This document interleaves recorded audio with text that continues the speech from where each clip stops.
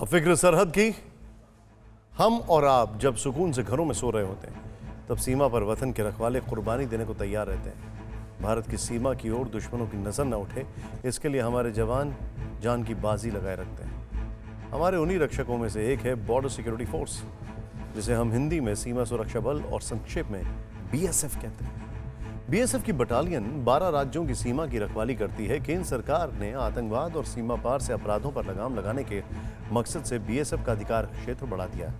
BSF अब पाकिस्तान और बांग्लादेश से लगी अंतर्राष्ट्रीय सीमा पर भारतीय क्षेत्र के अंदर 50 किलोमीटर तक तलाशी अभियान चला सकेगी। लेकिन बीएसएफ के पावर बढ़ने से पंजाब में पॉलिटिक्स शुरू हो गई है, जिसका जवाब आज देश के गृह मंत्री ने दिया।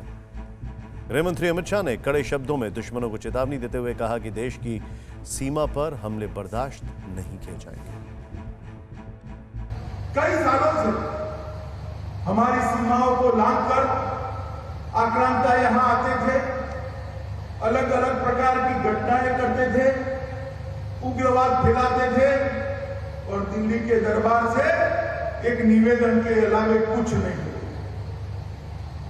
मगर जब पुंछ में हमला हुआ और हमारे जवान मारे गए, कश्मीर की सीमा पर हमला हुआ और हमारे जवान मारे, जिंदा जला दिया और पहली बार सर्जिकल स्ट्राइक कर भारत ने दुनिया को बता दिया कि भारत की सीमाओं को छेड़खानी करना इतना सरल नहीं।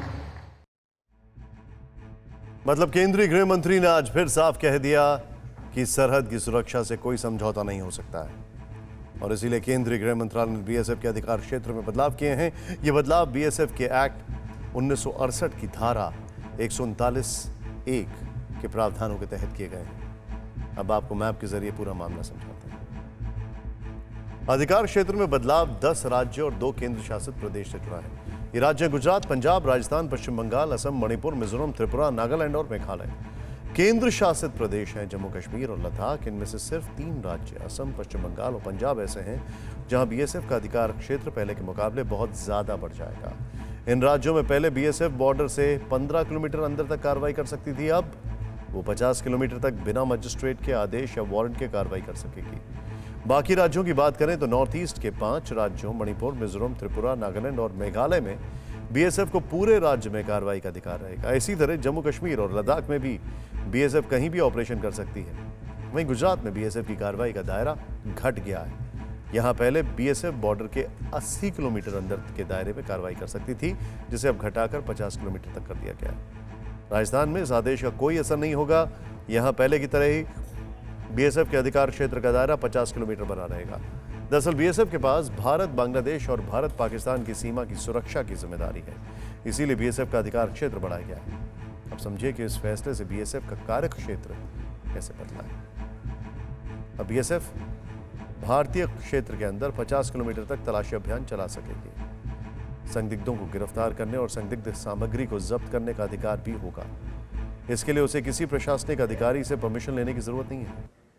न्यूज एजेंसी एनआई के मुताबिक बीएसएफ के सबसे निचले रैंक का अधिकारी भी मजिस्ट्रेट के आदेश और वारंट के बिना सीआरपीसी के तहत कार्रवाई कर सकता है। यानी बीएसएफ के अधिकारी को अब ऐसे किसी भी व्यक्ति को गिरफ्तार करने का अधिकार है जो किसी भी संज्ञेय अपराध में शामिल है या जिसके खिलाफ उचित शिकायत की गई है या सूत्रों से उसके खिलाफ विश्वसनीय जानकारी प्राप्त हुई है। कुल मिलाकर केंद्र सरकार ने यह फैसला आतंकवाद और सीमा पार से अपराधों पर लगाम लगाने के उद्देश्य से किया। लेकिन पंजाब में पिछले 2 दिनों में इस फैसले पर सियासी घमासान मचा। क्यों, आइए देखते हैं।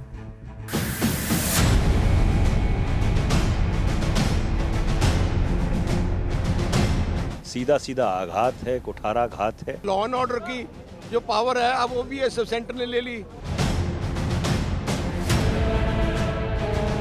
यहाँ हर भाईचारे को डराने की कोशिश करके और उसको पोलराइज करने की जो है मंशा है। हथौड़ा लेके हमला किया गया है भारत की संविधान के ऊपर। ਜਿਹੜੇ ਰਾਜਾਂ ਨੂੰ ਨਿਗਲਣ ਦੀ ਨੀਤੀ ਆ ਉਹਦੇ ਤੇ ਚੱਲਦਿਆਂ ਹੋਇਆ ਇੱਕ ਤੁਗਲਕੀ ਫਰਮਾਨ ਹੋ ਰਿਹਾ ਆ। ਕੇਂਦਰ ਸਰਕਾਰ ਬਾਰਡਰ ਸਟੇਟ ਪੰਜਾਬ ਦੇ ਵਿੱਚ ਇਨਡਾਇਰੈਕਟ ਤਰੀਕੇ ਦੇ ਨਾਲ ਰਾਜ ਕਰਨਾ ਚਾਹੁੰਦੀ ਹੈ। पाकिस्तानी सीमा से सटे भारतीय इलाकों में बीएसएफ को ज्यादा पावर मिला तो पंजाब में पॉलिटिक्स का पारा हाई हो गया।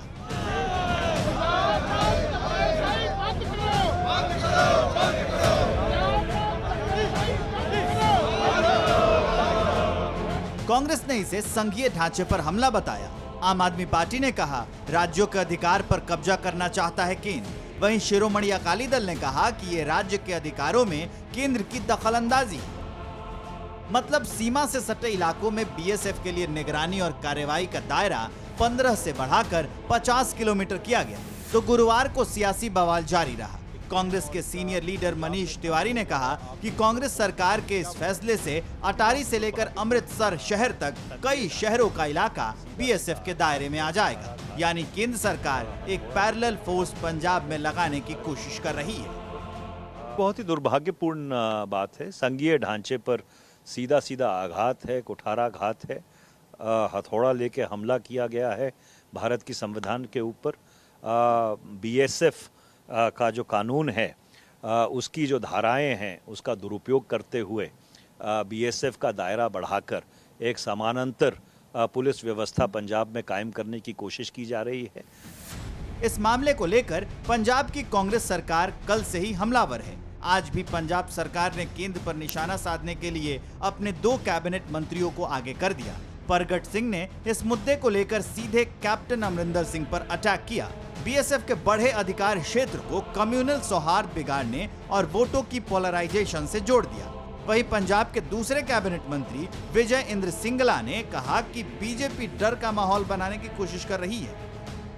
जो मंशा होती है ना 2022 की और 2024 की, उसमें इतनी क्लैरिटी है कि यहां हर भाईचारे को डराने की कोशिश करके और उसको पोलराइज करने की जो है मंशा है, वो उसकी क्लैरिटी है और हम वो होने नहीं देंगे। बीजेपी हर वक्त स्टेट्स को कमजोर करने के लिए इन्फिल्टर करती है उनके राइट्स के ऊपर। डर का माहौल कह रहे हैं और क्या है, अगर आज पंजाब पुलिस अच्छे से काम कर रही है और पंजाब पुलिस ने पश्चात के अंदर टेररिज्म को कंट्रोल करने का काम अच्छे से किया है, तो आज क्या समझते हैं कि आज बीएसएफ कोई ज्यादा अच्छा काम कर सकती है आके?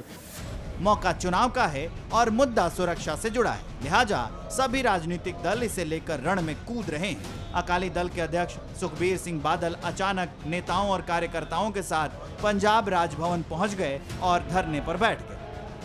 पंजाब में केंद्र सरकार के खिलाफ लगातार तमाम सियासी पार्टियां लामबंद हो गई हैं। बीएसएफ का जो अधिकार क्षेत्र बढ़ाया गया है, उसे लेकर धरने प्रदर्शन हो रहे हैं। अकाली दल के द्वारा चंडीगढ़ में पंजाब राजभवन का इसी मुद्दे को लेकर घेराव करने की कोशिश की गई है। आप देखिए, अकाली दल के कार्यकर्ता यहां पर बड़ी संख्या में जुटे हैं और अकाली दल के अध्यक्ष सुखबीर बादल भी यहां पर पहुंचे हैं, जो कि लगातार विरोध कर रहे हैं और कह रहे हैं कि सीधे तौर पे राज्य सरकारों के जो अधिकार हैं उसका हनन करने की कोशिश ये की गई है। और यहाँ पर धरने पर अकाली दल के तमाम नेता और कार्यकर्ता इस वक्त बैठ चुके हैं।